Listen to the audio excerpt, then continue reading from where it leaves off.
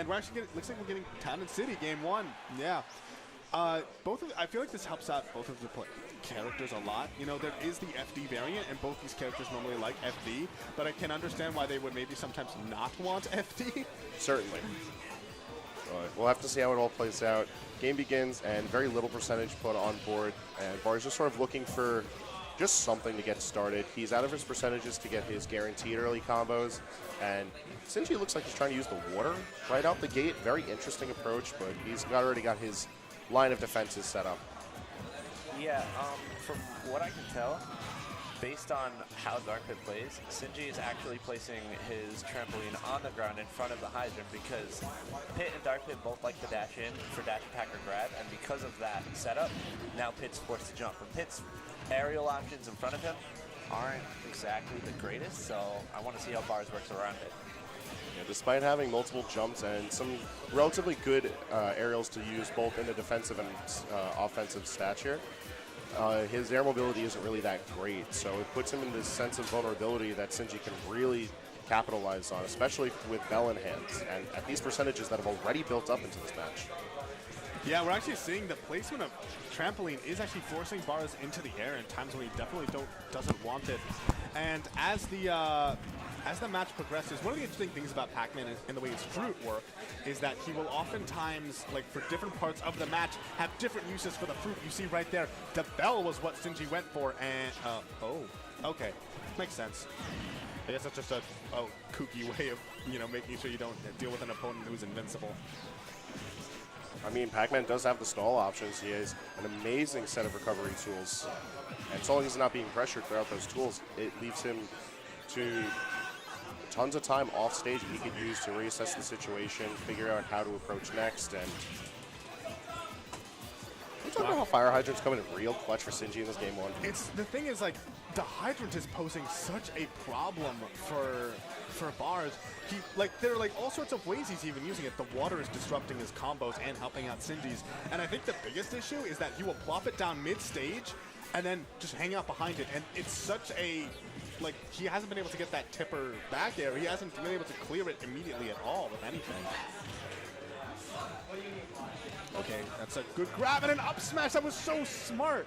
Fantastic setup. Now, that would really only work in situations where Pac-Man does have some sort of win box pushing him, like we saw the fire hydrant. That could be a very specific setup. Because under normal circumstances, the rage behind Pac-Man would have popped a pin a bit too far for him to get caught in any of his moves outside of maybe a nair or a dash attack, depending on Bars' DI. But nonetheless, Sinji taking game 1 in a very impressive fashion. And we didn't look, there's also the other half of that specific setup, which is that even if he misses, the water then pushes him. And because he's being pushed while that grab is extremely laggy, but the opponent can't really hard punish, because like you're like, oh, I can get Pac-Man. He went for the grab, and then he just scoots across the entire stage, and they're like, no, come back. So the risk reward is really in Sinji's favor whenever he has that particular setup unlocked. Game 2 is bringing us to Lilac Cruise, and I really like this stage pick from Bars. It changes how Sinji has to approach utilizing his projectile pressure. Not all of the items affix themselves to how the ship tilts. So where some projectile characters really like this stage for the sake of being able to quote-unquote ledge camp off of the wings of the ship, Pac-Man doesn't really have that luxury, so Sinji's going to have to work a bit harder to pressure Bars. As we see, Bars right out the gate, he's just pressing buttons. He's looking to make a statement. Well, that was really good. He knew that he got the damage on that hydrant, and once he gets damage on the hydrant, then his other moves will be able to actually break it. Oh, that was so smart from Sinji, getting that, just dropping all of those. It can be so hard to figure out exactly how those projectiles are going to interact, Right. Like, do you know exactly when that Galaxian is being Z-dropped, how the hydrant's going to come out?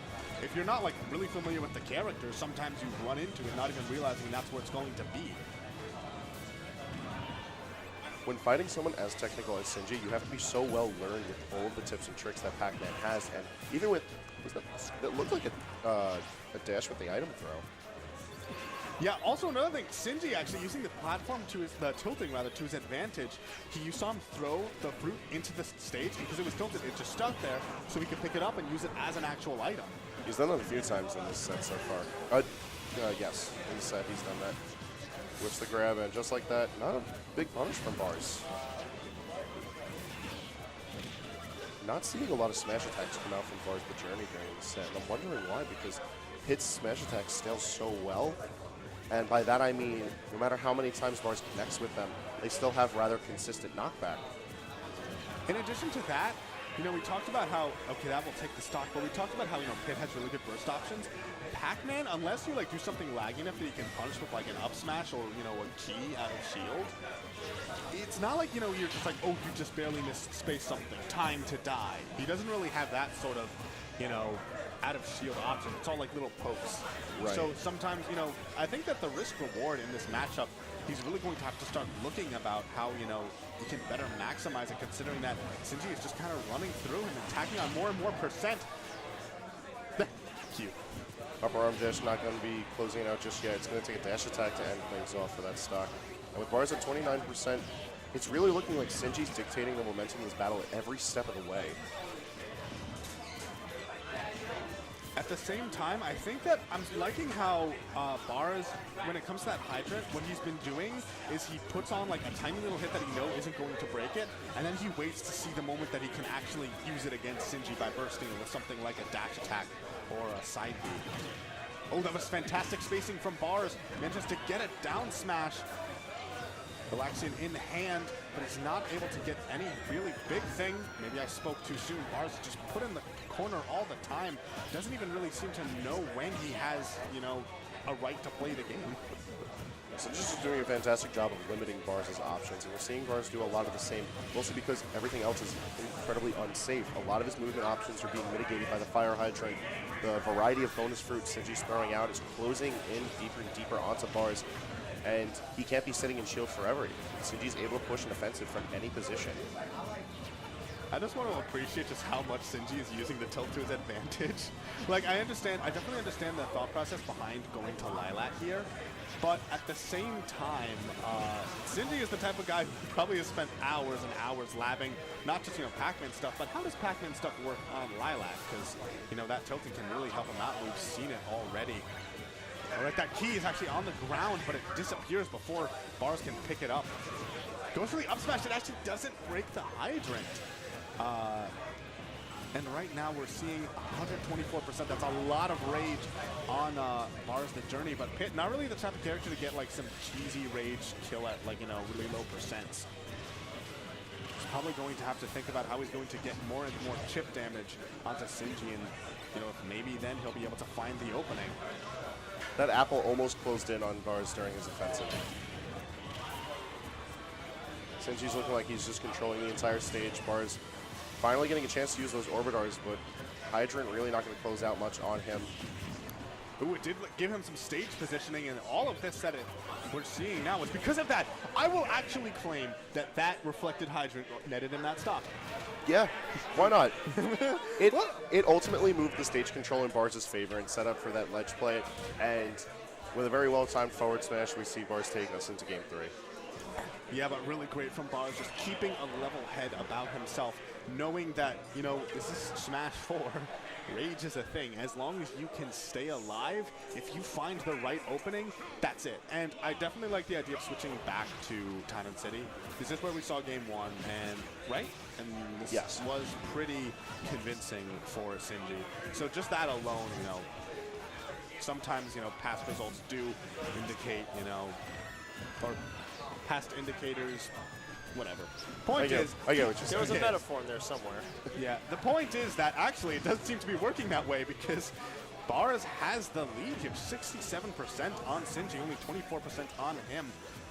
He's playing with a new fire under himself and putting out a lot of pressure really early on. He's trying to stay aggressive, and he's really pressing with that #1 factor that makes Pac-Man incredibly difficult to play at this level of play, and that's if Pac-Man doesn't have time to set up any of his resources, what does Pac-Man have? Pac-Man has to rely on his normals in order to play the keep-away game, but they're not particularly potent, and they don't really threaten Pit that much. Pit is able to outrange Pac-Man aerial by aerial, and without a bonus fruit in hand, a trampoline to save him, or a fire hydrant, Sinji's going to be doing a lot of running away.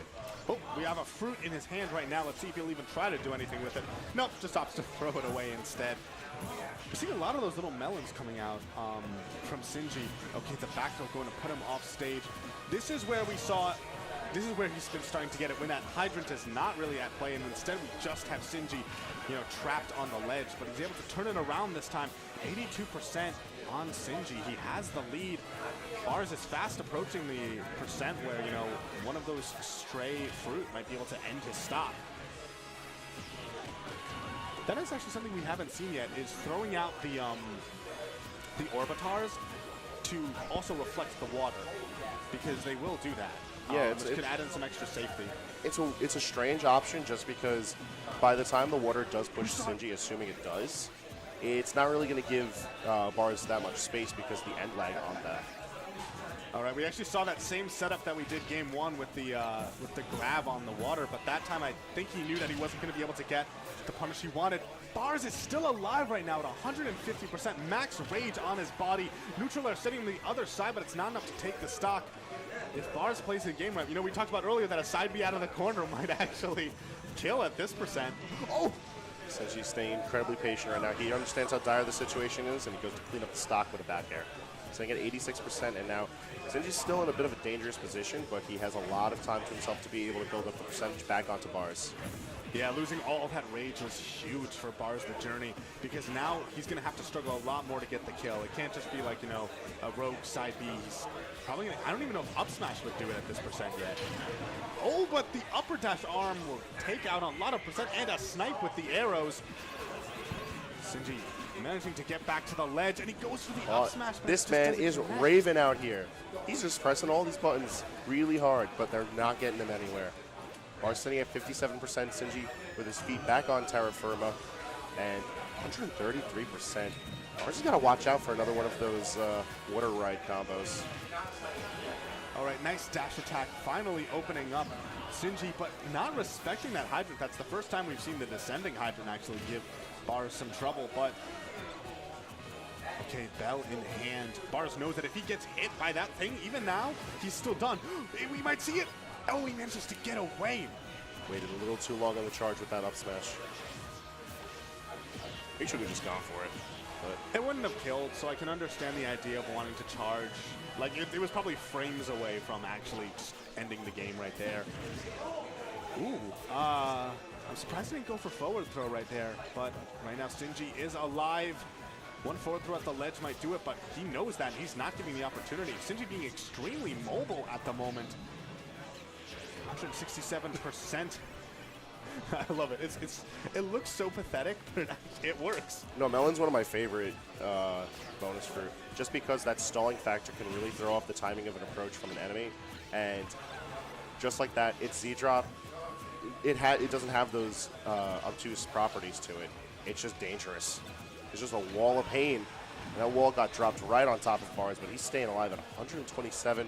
Melon is still alive and sets up for the frame trap. Just a simple long jump. Does not want to get caught in that. The apple sniping him, and it takes out the stock, meaning that BarsTheJourney doing a good job bringing Sinji to game 3, but Sinji showing his ability to just stay on top of it. Did I just get called for stream? Yes, you did. Oh, no. Oh, cool. So you're going to be on that side now. Ah, yeah. Have fun. No.